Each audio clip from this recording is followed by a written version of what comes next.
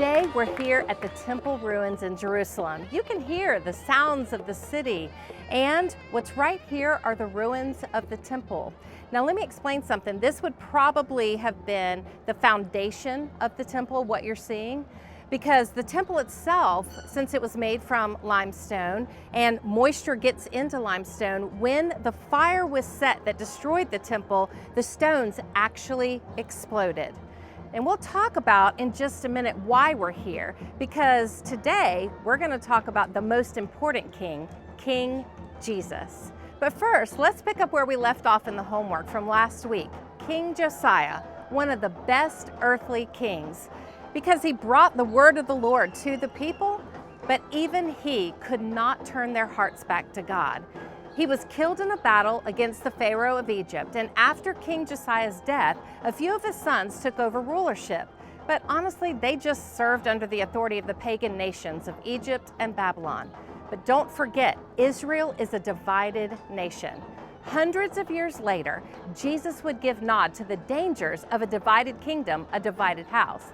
Matthew 12:25, knowing their thoughts, he said to them, every kingdom divided against itself is laid waste, and no city or house divided against itself will stand. In fact, the final end of the divided kingdom is the tragic reality of the temple being destroyed by Nebuchadnezzar and Babylon. When Babylon defeats Israel, and just like we read from Isaiah's prophecy to Hezekiah last week, all of the Israelites go into exile under the Babylonians at this point. And from this moment on, Israel is no longer referred to as the northern and southern kingdom. In tragic irony, it's this exile that unites them as one people, a family of God once more. There's no more divided kingdom. There is now an exiled community of Israelites desperately in need of a king that they can trust to rescue him, a Messiah, Jesus. As we look back on all that the people went through, it almost feels like these hardships they brought upon themselves were completely unnecessary. But God used even this to open up their eyes to the necessity of a divine rescue through Jesus. All right, there's another thing I want us to look at here in this last week of our study. Remember, we're at the temple ruins, so let's do a quick history of the temple. You'll see dates at the bottom of the screen for some of the events that took place, but here's what I want you to remember. When we're talking about the BC years from the biblical perspective, the numbers start large the farther away from the life of Jesus they are, and they get smaller counting towards the life of Jesus. Then, after Jesus, the numbers count forward in progression as we experience today. So, at the filming of this study today, we're in AD 2019. Regardless, the turning of the years from BC to AD happens with the life and death of Jesus. Now that we've cleared that up, let's look at the timeline for the first and second temple and why it's all in ruins today. King David collected the materials for the first temple built by human hands. King Solomon built the first temple. Then Israel is defeated by Nebuchadnezzar and Babylon, and the first temple is destroyed. King of Persia, Cyrus the Great, gets a revelation from God. We can read about this in the book of Ezra, chapter 1, verse 2. Thus says Cyrus, king of Persia, the Lord, the God of heaven, has given me all the kingdoms of the earth, and he has charged me to build him a house at Jerusalem, which is in Judah. You know, I have to stop here with the timeline and just say, isn't it shocking, but absolutely comforting to know that a king, King Cyrus of Persia, seemingly opposed to, or at least definitely not submitted to the authority of God, could not only hear from God, but was compelled to obey him? This should give us such great comfort today as we wrestle through the politics of our day and realize the validity of Romans 13:1. Let every person be subject to the governing authorities, for there is no authority except from God, and those that exist have been instituted by God. No human authority is over God's authority, ever. No human king could ever do what God could ultimately do. So King Cyrus issued a decree for the rebuilding of the temple in Jerusalem and allows Zerubbabel to begin the temple reconstruction as we see in Ezra 2:2-3. The foundation of the second temple is laid. A few years later, it's finished and dedicated by Zerubbabel. Ezra is then allowed to return to Jerusalem and teach the people the law of God, as seen in Ezra 7. Then, years later, Nehemiah, grieved by all the disrepair, comes and gets permission to rebuild the walls of Jerusalem. When we read in the Gospels about Jesus and the disciples going up to the temple, it was the second temple. But remember what Jesus prophesied in Mark 13, 1 through 2.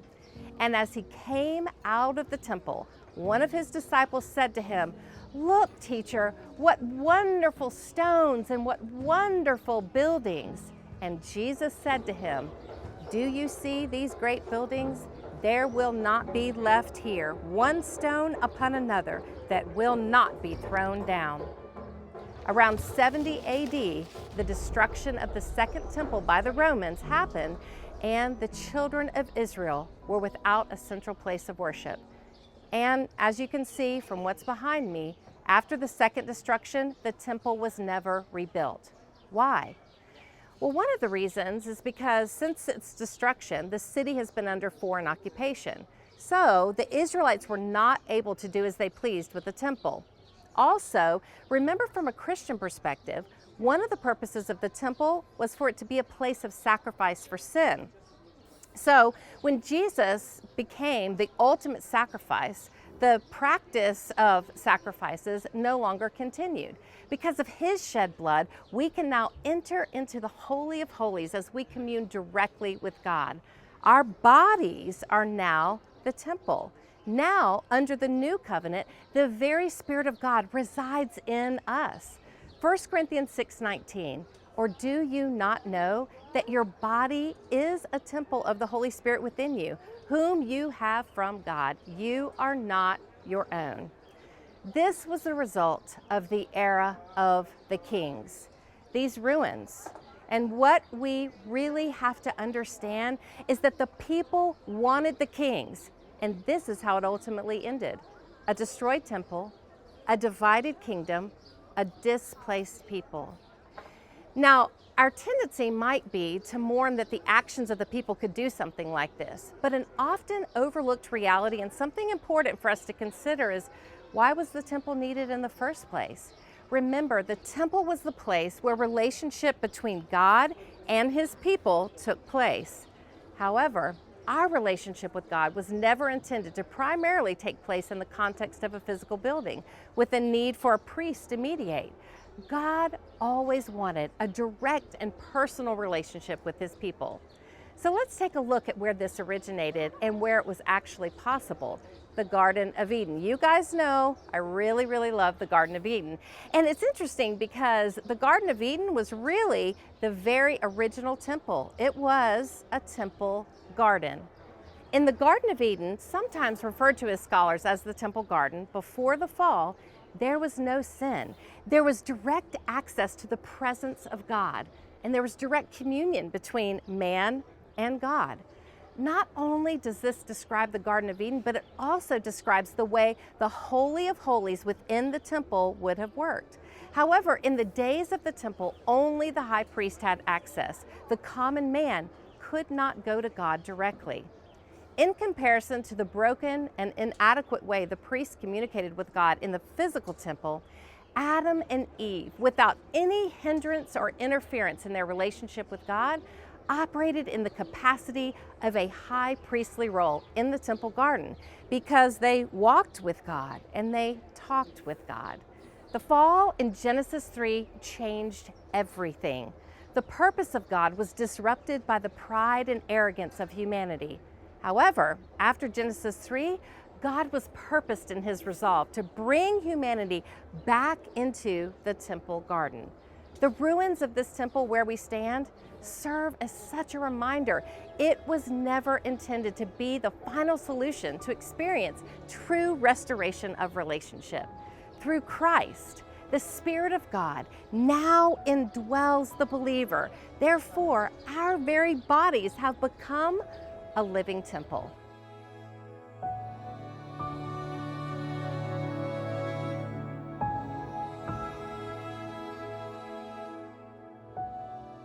So now we can understand the original temple garden, the physical temple that Solomon built and Cyrus made way to be restored, and the temple ruins. And now, because of Jesus, us being the temple where the Spirit of God resides.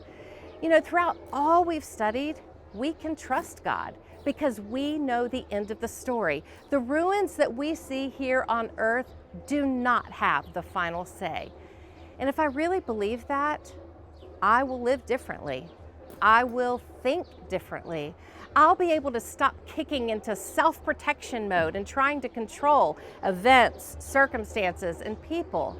And I'll just be able to more fully trust God. You see, I fear the ruins here on earth. I fear things not turning out like I expected. I fear change. I really fear getting caught off guard. I fear things falling apart all around me and me not being able to stop it or fix it or change it and repair it. And that's why it's really good for me to stand here. And honestly, it's why I wanted you to see this place too. These ruins are directly across from the Mount of Olives.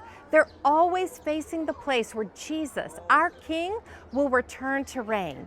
The earthly ruins will end and all things will be made new. And this gives me such courage to face the broken down places of my life with such greater assurance. I can trust our trustworthy King. I cannot trust solutions of my own making. Remember how we started out the study? The people looked around at all the other nations around them and they devised a solution of their own making. They decided that they wanted an earthly king and it led to ruins. All these earthly kings that we've talked about led to these ruins. Oh God, let this be a picture. Let these ruins burn into my brain so I quit trusting the wrong things. I trust you, God. Now I turn this question to you, friend. Could you have a marked moment today in the midst of these ruins and proclaim, God, when I try to take control, it will lead to ruins. But if I keep trusting you, it will lead to complete redemption. All the words in Scripture point to this.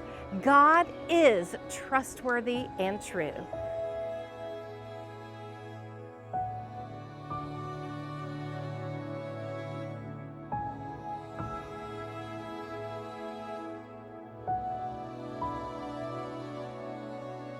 So let's end our time together with the hope of Revelation 21, 1 through 5. Then I saw a new heaven and a new earth, for the first heaven and the first earth had passed away, and the sea was no more. And I saw the holy city, New Jerusalem, coming down out of heaven from God, prepared as a bride adorned for her husband. And I heard a loud voice from the throne saying, Behold, the dwelling place of God is with man.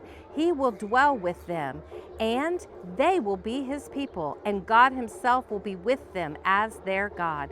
He will wipe every tear from their eyes, and death shall be no more. Neither shall there be mourning, nor crying, nor pain any more, for the former things have passed away. And he who is seated on the throne said, Behold, I am making all things new. Also he said, Write this down, for these words are trustworthy and true.